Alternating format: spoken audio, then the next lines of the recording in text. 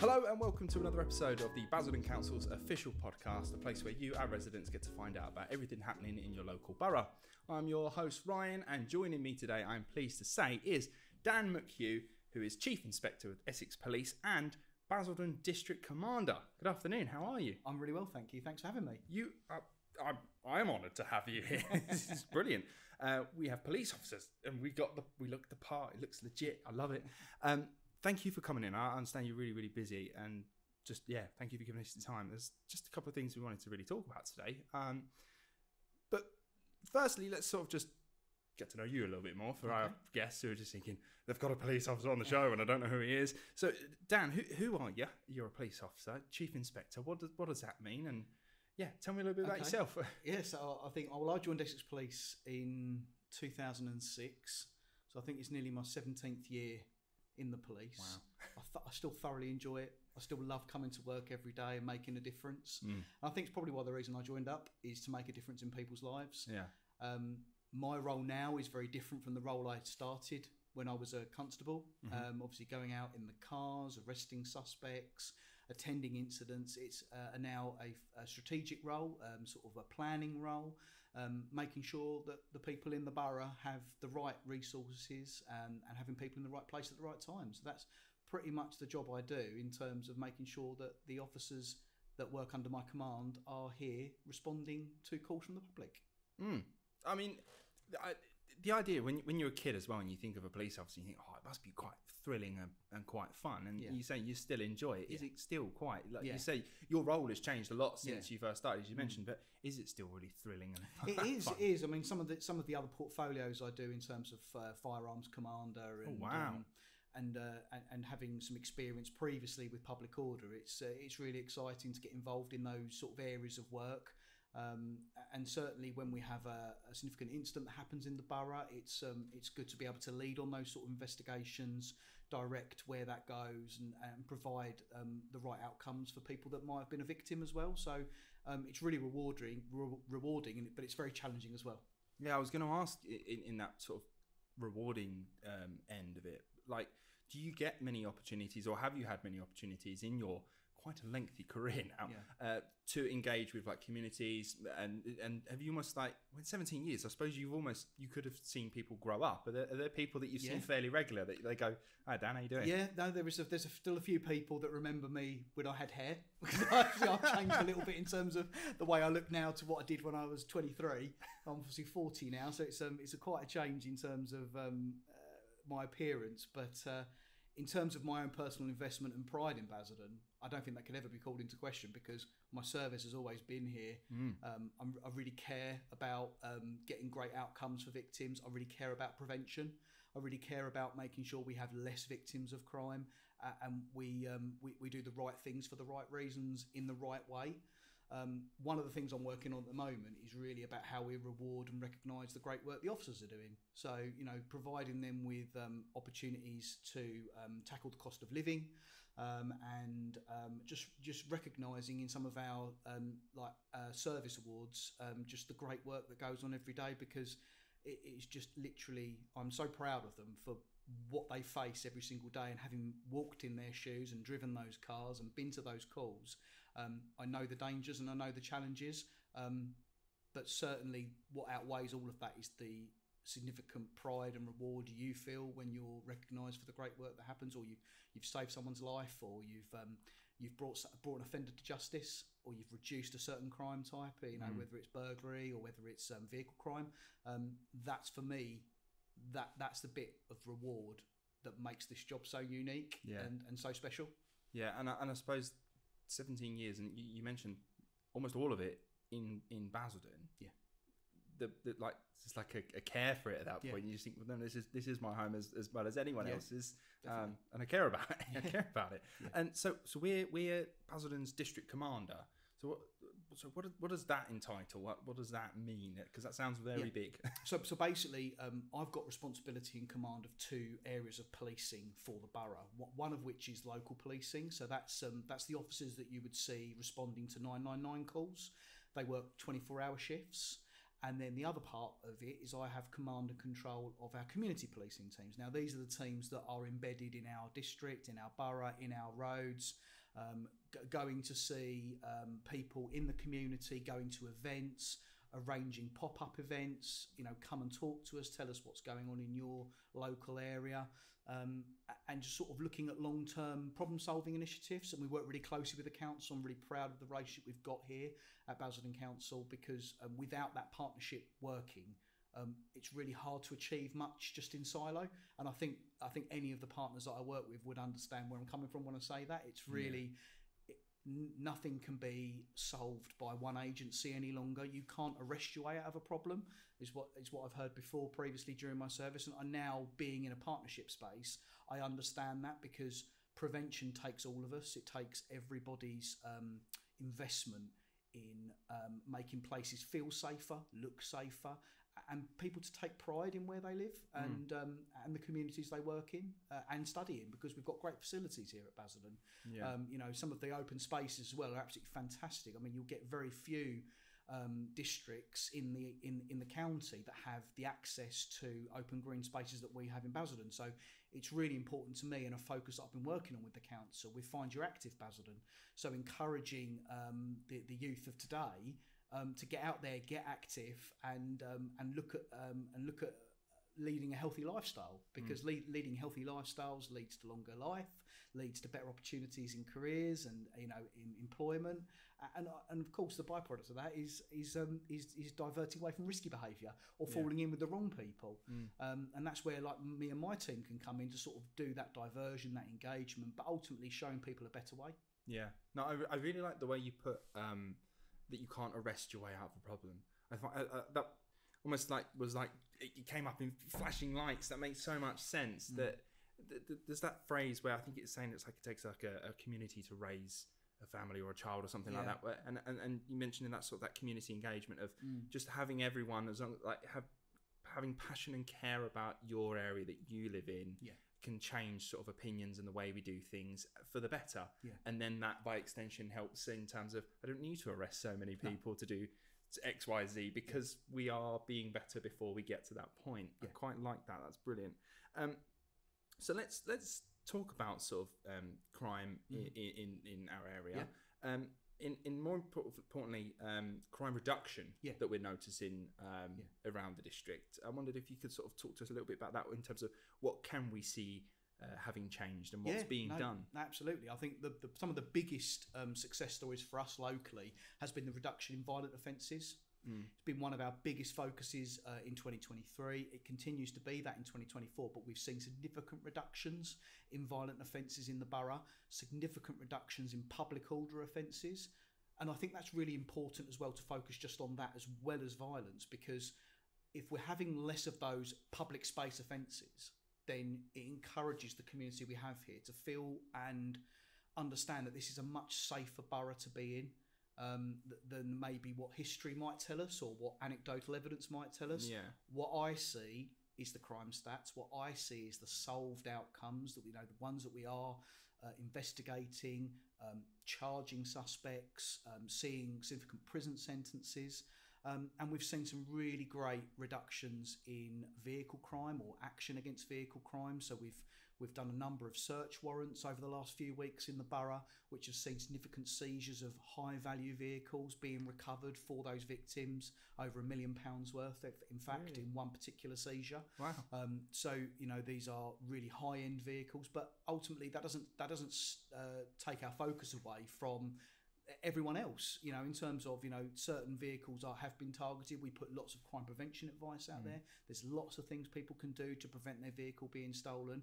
But also for us, it's to provide that reassurance that I have officers out patrolling. We've got a number of operations going on across the borough right now that are looking at vehicle crime, that are looking at residential burglary, to really make further reductions in those offences. So it's really rewarding and pleasing for me to see those crime trends going in the right direction for me. So it tells me that partnership and prevention is where we need to continue to put all our focus. So having that great partnership with the council and other strategic partners is the way forward. And like I say, you can't just arrest your way out of a problem. It needs to be a whole partnership approach to look at some of the underlying factors for criminality, what opportunities and diversion tactics we can use. And ultimately, there is always coming a point for us as the police to enforce on the law, to take action, and to ultimately bring people to justice and secure people in front of a court to find a decent outcome for victims. So it's really rewarding. Yeah. No, you mentioned the arresting your way out of the problem there again, and is that the case here, that it's not where we're seeing these like numbers that we're seeing like crime reduce around our area? It's not because we're just arresting so many people that it genuinely is like is a culture change the correct way of putting it? Yeah, I'd agree with you on that point. We still arrest. I mean, absolutely. Tangibly, a couple of weeks ago we had a number of outstanding suspects for burglary. That's been significantly reduced. So that's by us going out and bringing those people into custody, interviewing them, and gathering that evidence. So that absolutely continues to go on and is a fundamental part of policing. But you have to have that whole agency approach to understand maybe the triggers behind that and what other opportunities there are to divert from it. So it's not just a single lens you can look through in terms of solving a problem. Sometimes there are emerging rising tide problems that might be happening over a long period of time that need other experts from other areas of society that can really make a huge impact on turning that problem around and actually solving it. We have our part to play, and absolutely my teams here will continue to arrest subjects, will continue to be in those visible spaces so you can see them, and will be wanting to reach out and talk to people, because ultimately the public and our communities are our eyes and ears. They tell us what's going on in their local area. We act on that intelligence, and there's so many recent examples, as I mentioned about the vehicle crime, for example, and the burglary arrests, is we get that information from people. That supplements our investigation. So by just continuing that line of communication, we all work together to make things safer, to make things better, and reduce crime. So it's brilliant to see. No, that's fantastic. I really like the idea of people being more engaged with their local police and being able to report and say stuff and go, well, listen, this is happening, and that helps us direct where we need to put the resources. For some people that may hear us saying, oh, crime's down, thumbs up, that's great. But for those that have been affected by crime or are seeing crime and thinking, well, I don't think it is in my area, whatnot. Do we think it is a case that whilst those that are affected will notice it, of course, but overall in terms of we're looking at facts and figures and we can see that whilst there are some things that happen every now and then, which sometimes are unavoidable, and we will work to deal with those, 100%. There is an overall drop. Yeah, there's an overall drop in a number of offences, like I've mentioned, with violence against injury, public order as two real highlights, significant reductions there. Domestic abuse is also reducing across the county. And that is a lot of the great work that's not just attributed to ourselves. That's that partnership I keep talking about, is working together with strategic key stakeholders to share the message. And I think that's a really important point you pick up on there, is those victims that may not feel that the service they're getting is as good as what is being communicated in sort of this podcast in other spaces. But ultimately, we can always do better, can always improve, and we always want to listen. We always want to be able to understand how the service that we provide can be better, how we can really listen to the victim, manage expectations, give them really good updates, quality updates, so they understand in their investigation where things are going, what to expect in terms of court procedures or outcomes. And that's really where we need to be moving towards. So we can always do better. And we can only act on what we're told. And I think that's really important. People do need to be encouraged to report what's going on, so we can actually provide that right response. And it may not be just for the police. It could be social care. It could be the council. It could be housing. It could be a number of other external or environmental factors that actually could be the root cause of that problem. We can look to solve it. Yes. You mentioned the council there.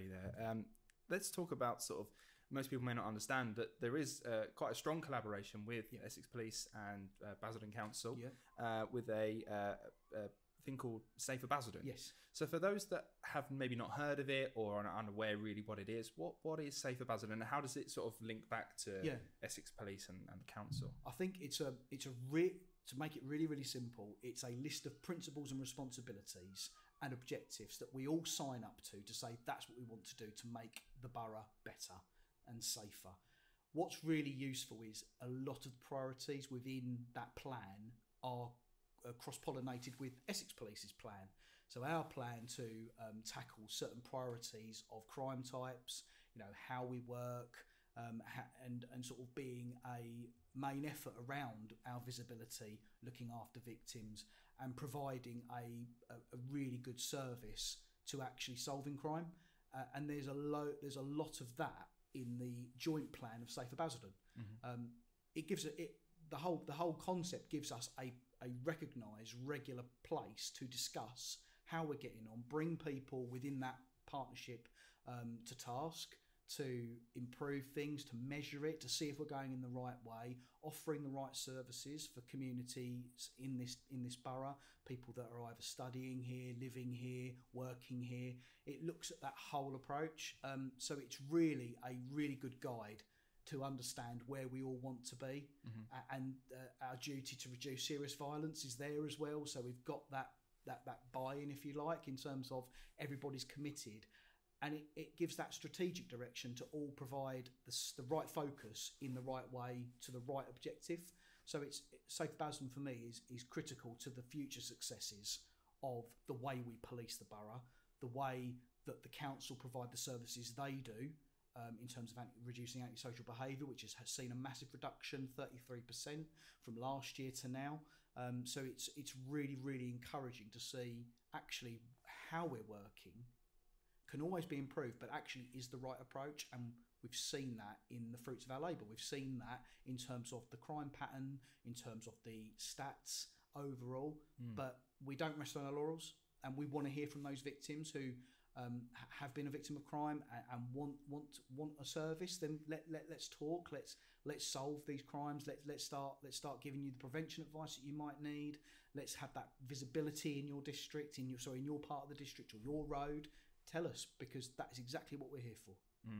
Yeah, no, that's brilliant. And so you're saying, like, with Safer Basildon kind of being almost a bigger, longer term project, and you mentioned as well that antisocial behaviour down by 33%. Yeah, it's fantastic. So are those sort of things that people will start to pick up and notice, and that will be attributed to things like Safer Basildon? No, definitely, and I think you'll be starting to see that and feel that in certain towns. Billericay, Wickford, doing loads of work in those towns at the moment to combat and continue to reduce antisocial behaviour.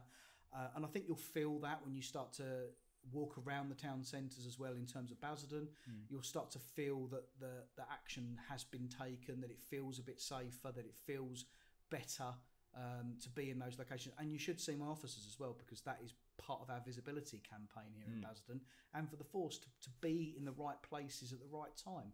We can only do that with people telling us what's happening. That's the biggest thing, and we want to continue to always do better in listening to our public, whether that's in face-to-face meetings, whether that's through our various social media platforms or reporting stuff online, so that things can be recorded and investigated.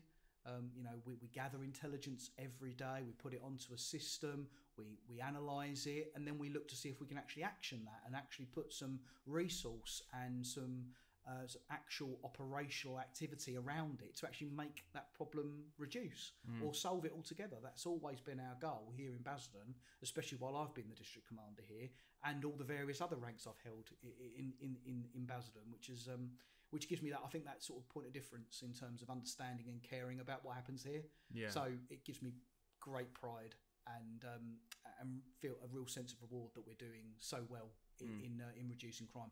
Always could do better, and always will look to do better whilst I'm in command here. Yeah, no, of course, that's brilliant. The one thing, it's just ringing in my head like a bell, and it is what you said, and you cannot arrest your way out of a problem. So taking that and going forward as we sort of round us out here,